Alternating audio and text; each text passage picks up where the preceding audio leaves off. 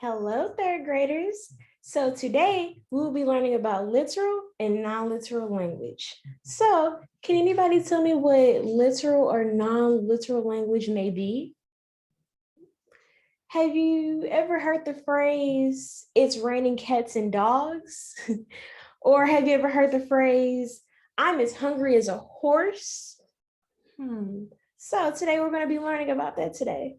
Let's read our learning objectives together. Let me pull it up.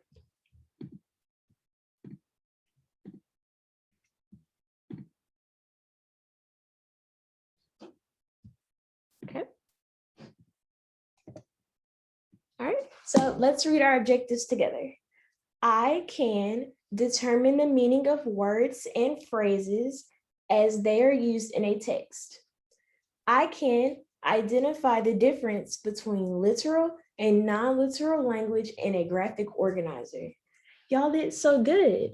All right, so now that we have our objectives out the way, stop screen sharing.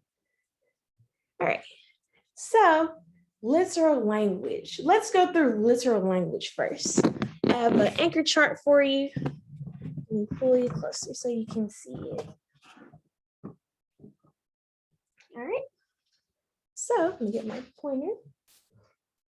All right. So literal language. So literal language is when the text means exactly what it says. So when I mean that the text means exactly what it says, that's exactly what I mean. So it's not going to be anything out of the ordinary or unusual. It's going to mean exactly what it says. Thumbs up if that makes sense. All right, let's go through a quick example. A girl told a secret to her best friend. Her best friend chose to tell the secret to another friend. So notice how I underline chose to tell the secret. It's exactly what it says. She chose to tell the secret to another friend. So I'm actually going to circle it as an indicator that this is literal language because the text means exactly what it says and the friend was being exact. Thumbs up if this makes sense. Okay. So now let's go through non-literal language.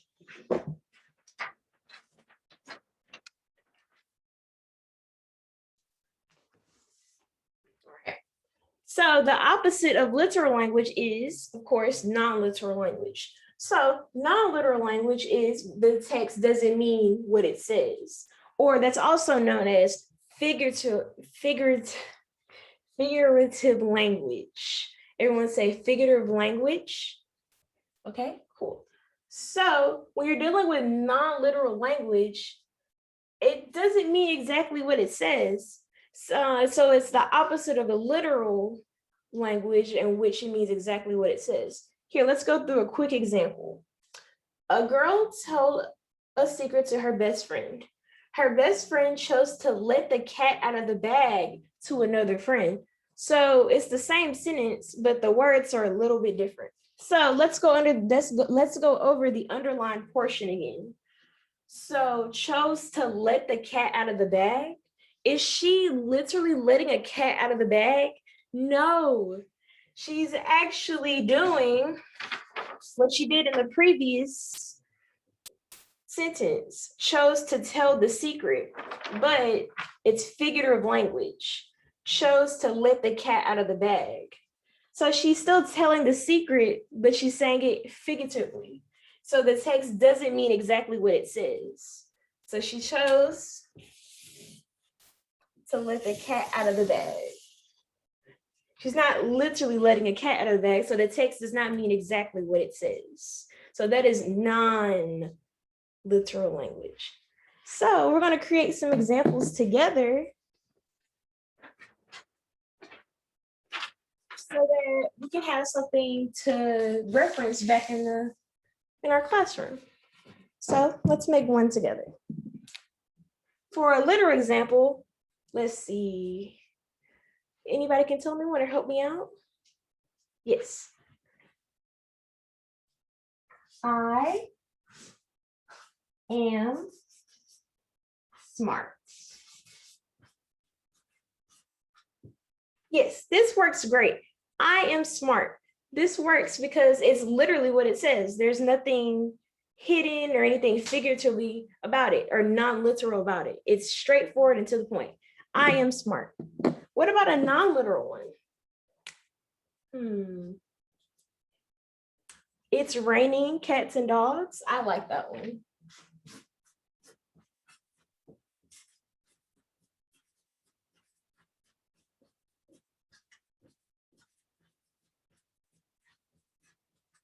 Yes, I like that one. It's raining cats and dogs. Because is it literally raining cats and dogs? No, it is not literally raining cats and dogs. It's raining heavy.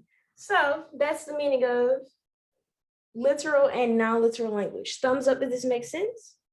All right, cool. So let me share my screen again.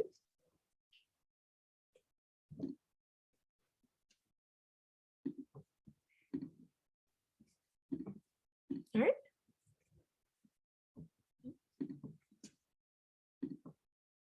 All right, here we go. All right, so now we'll be going through some examples of literal and non-literal language. So the book I'll be reading for you today is called My Dog is as Smelly as Dirty Socks. Isn't that funny? So we're not going to be reading the whole thing today, but we'll be going through a couple of literal and non-literal examples that you'll see in some text that we read in the future. So I have my sheet and we're going to go through it together. So let's go through the first one. So she's describing her baby brother here. Does anybody here have a baby brother? I do too. How do you feel about that? That's crazy. Okay, so let's find some, let me read this page for you and then we're gonna find some literal and non-literal examples. And what about my baby brother? He is not this quiet. My baby brother is as sweet as candy, but he never stops crying. He's as loud as a whistle, or maybe a horn, or even an alarm clock. No, louder. He's as loud as a fire truck. Oh my goodness, there's so much literal and non-literal language here. So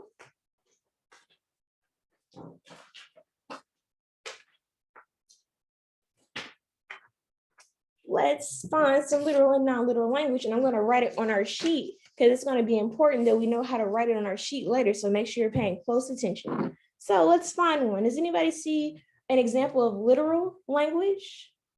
I see one. He is not this quiet. So I'm going to write down on my sheet, he is not this quiet under literal language. Because the text means exactly what it says. All right. Another literal, but he can never stop crying. That's literal. He can never stop crying. It means exactly what it says. All right. I think that's all the literals. Does anybody see any more literal? All right, let's go through the non-literal. Can anybody tell me what non-literal is again? Yes, when the text does not mean exactly what it says. Good job, y'all. All right, so let's go through one. My baby brother is as sweet as candy. Yeah, that is non-literal. Let me write that. Okay. He's as loud as a fire truck. Yes, because is he literally loud as a fire truck? No, he's just really loud. He's not an actual fire truck. So the text does not mean exactly what it says. See how it's coming full circle now? You're going to find this in a lot of texts. Right? I think there's one more. Yes, he's as loud as a whistle. Now, is he a literal whistle? No, but he is loud like one.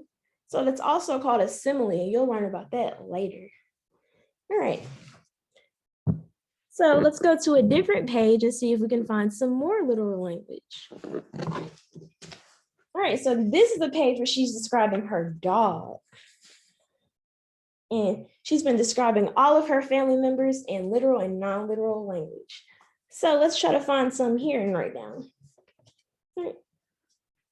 Oh, somebody sees a literal one? Schmutz stinks. Yes, that is very literal and kind of mean. You don't want to say people stink. So yeah, that's literal because it means exactly what it says. All right, I'll write that. And we see some non-literals, throw them at me. He's as nasty as a canned fish. Yeah, he's not literally a canfish, so it has to be non-literal language because that does not mean exactly what it says. He's as smelly as dirty socks. Yeah, that's a good one too. He's as icky as a pepperoni. That's good. And Schmetz is as sneaky as an onion. Does anybody know what an onion smells like? They make my eyes water. It's terrible. Oh my goodness. All right, so let's go through it one more time. What is literal language? Yes, when the text means exactly what it says. What is non-literal language? Yes, when a text does not mean exactly what it says. And let's go through our examples again that I'm gonna have posted. Our literal example is I am smart, and our non-literal example is it's raining cats and dogs. Because is it really raining cats and dogs? No, it's not. So now on your own, I'm going to be coming around giving you an activity, just like the one we just did together. So it's not going to be hard. Just like the one we just did. So you'll be getting a baggie filled with literal and non-literal language, and you'll have to glue them to their respective sides. You have to glue literal language on the literal side and non-literal language on the other side. So we'll be going over those together, and then I'll be collecting those afterwards for a little assessment. All right. So any questions so far? Thumbs up if everything makes sense. All right, perfect. All right. So then after they complete their assessment, we'll go over in class and they'll share their answers. And then after they share their answers, then we'll talk with a partner of one thing that we learned today, and then we'll restate our objectives together. All right, so let's restate our objectives together. I can determine the meaning of words and phrases as they are used in a text. I can identify the difference between literal and non-literal language in a graphic organizer. All right. Thank you so much.